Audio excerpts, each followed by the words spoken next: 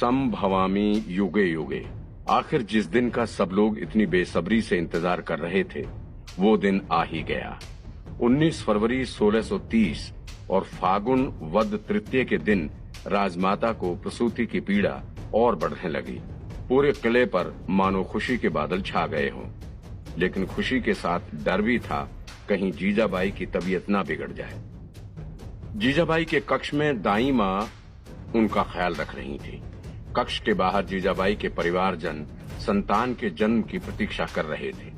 धीरे धीरे शाम ढलने लगी। किले में दीप प्रज्वलित हो गए और माँ शिव भवानी देवी की आरती होने लगी। तभी प्रसूति की पीड़ा असह्य होने लगी और ठीक 7 बजे जीजाबाई ने अपने दूसरी संतान को जन्म दिया।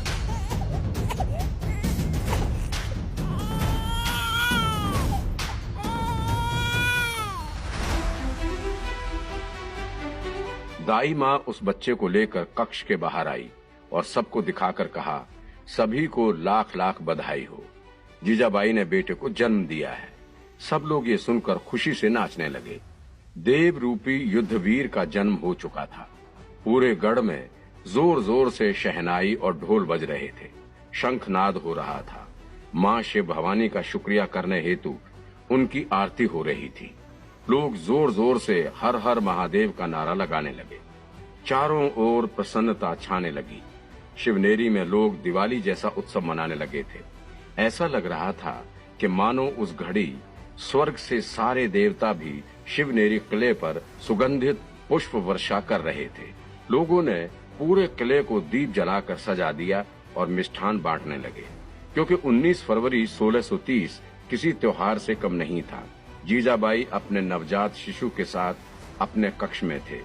इतने में दाई माँ ने आकर राजमाता को खुशी से कहा, राजमाता की जय हो। माताजी, पूरे किले को दीप से सजा दिया। सूर्य तो अस्त हो गया है, लेकिन हमारा किला दिन जितना रोशन हो चुका है। राजमाता ने अपने संतान के सिर पर हाथ फेरते हुए कहा, दाई माँ, स्वराज के सूरज को उदय कराने वाला आ गया है। आज सिर्फ किला रोशन हुआ है, अभी पूरा जहां बाकी है। उन्होंने दाई माँ को स्वर्ण सिक्कों का दान देकर उनको विदा किया।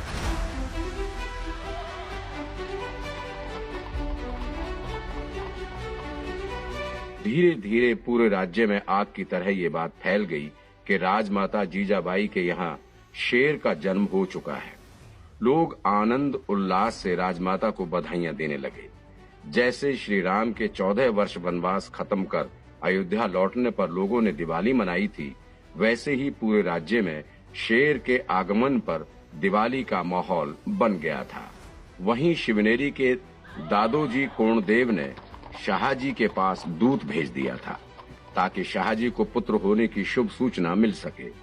दूत ने शाहजी को संदेश सुनाया, महाराज बधाई हो, आपको एक पुत्र रत्न का लाभ हुआ है।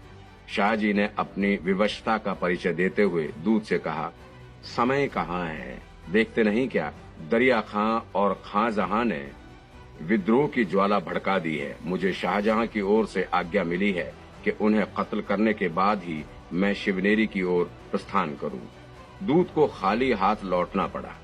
शाहजी महाराज नहीं आ रहे हैं।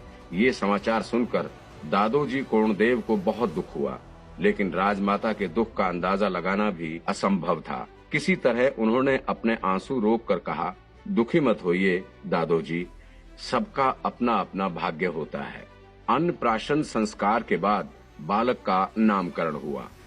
जब जीजाबाई को पूछा कि राजमाता आपके बेटे का क्या नाम रखें, तब जीजाबाई ने उनके बेटे का सिर चूमकर कहा, माँ शिव भवानी के गढ़ में जिसका जन्म हुआ हो उसका शिवा से अच्छा नाम और कोई हो ही नहीं सकता।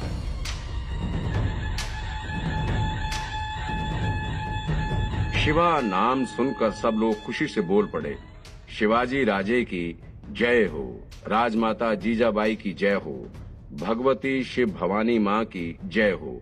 पूरे किले पर हर्षोल्लास का वातावरण छा गया।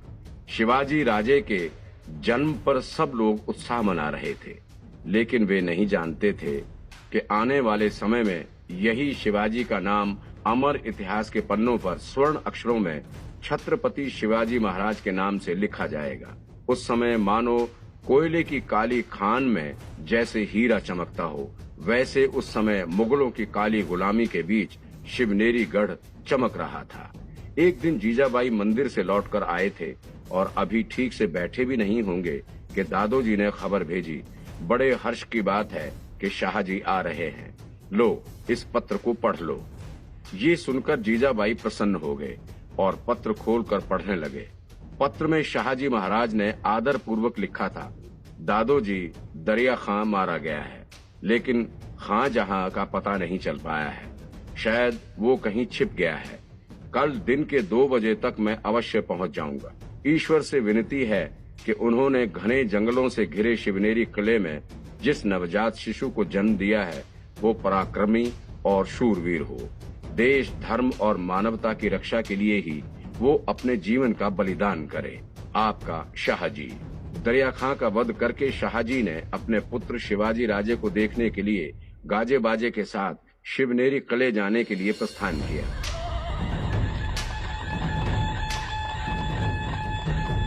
रास्ते में उनके एक सेवक ने पूछा, महाराज आपकी आज्ञा हो तो एक बात कहूं। शाहजी ने खुशी से कहा, हाँ हाँ सेवक, बोलो क्या बात है।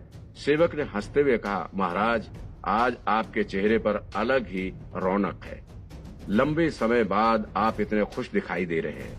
महाराज ने कहा, अरे भाई, आज हम इतने लंबे अंतराल के बाद अपने परिवार से मिल पाएंगे, अपने बेटे को पहली बार मिलेंगे, तो जाहिर सी बात है खुशी तो होगी ही। सेवक ने फिर कहा, हाँ महाराज, जब से आपको खबर मिली कि आपके यहाँ बेटे का जन्म हुआ है, तब से मानो आप बड़े आतुरता से इस घड़ी का इंतजार कर रहे।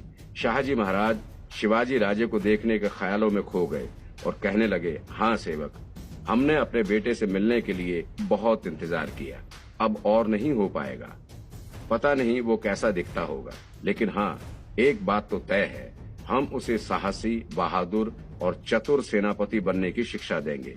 माँ भवानी करे वो हमसे भी बड़ा सेनापति बने।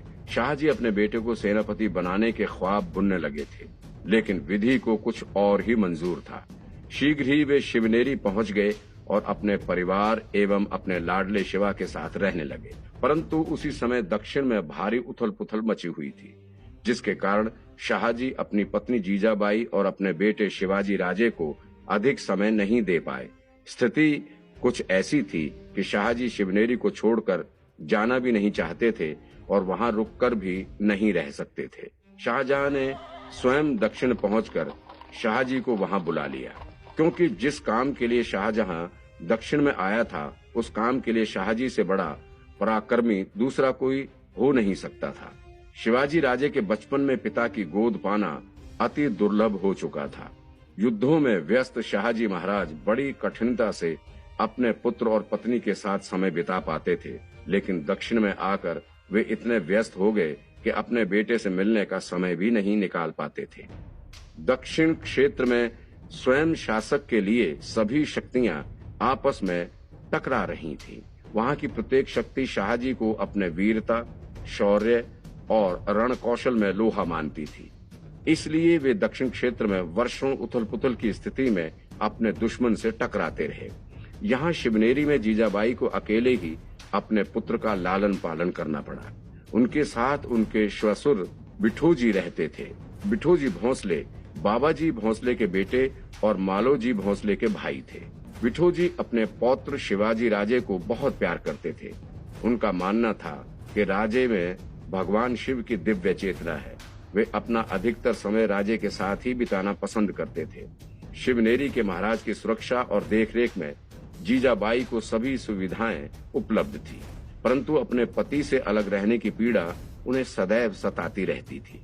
फिर भी वे अपना पूरा समय अपने प्रिय पुत्र शिवा के पालन पोषण में तथा उन्हें अच्छे संस्कार देने में लगा देते थे। अपने बेटे के हाथों रचा हुआ एक सुनहरे भविष्य की कल्पना करके गदगद हो उठते थे। धीरे धीरे समय ने अपनी रफ्तार पकड़ी और शिवाजी राजे पालने में झूलने से लेकर घुटने के बल चलने लगे और फिर अपने पैरों पर खड़े होने तक के सफर में राजे ने अपनी बाल सुलभ क्रीड़ाओं से जीजाबाई और बिठोजी का मन मोह लिया था। जब भी शिवाजी राजे अपने पैरों पर चल के जीजाऊ के पास आते तब जीजाबाई को गर्व महसूस होता था। कल के छत्रपति का यूं चलना सीखना, अचानक गिरना, गिरकर उठना और फिर चलना, ये देखकर जीजाबाई अत्यंत खुशी होते थे। पुरानी कहावत है कि पूत के पांव पालने में ही दिख जाते हैं।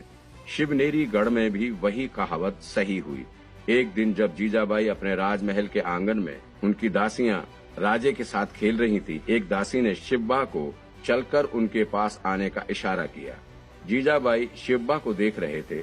शिवबा ने जैसे ही चलना शुरू किया कि अचानक गिर गए।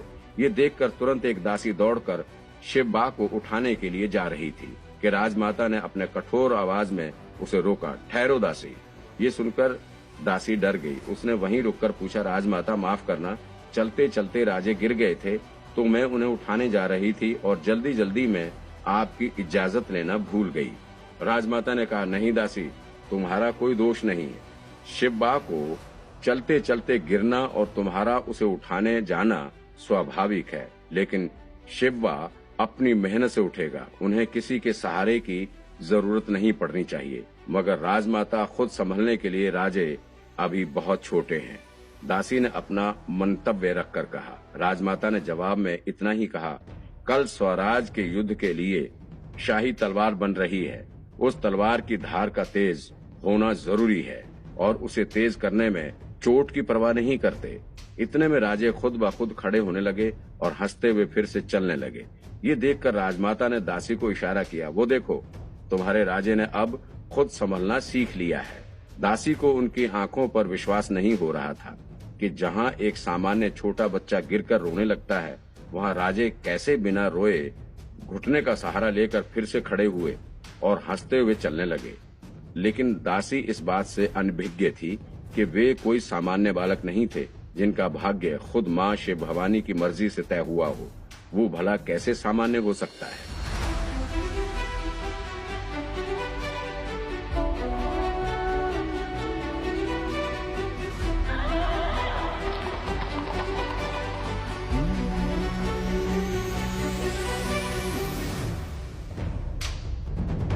जब शिवाजी राजे ने बोलना सीख लिया, तब उनके मनोहर मुख से माँ साहब सुनने के लिए मानो जीजाबाई के कान तरस गए थे।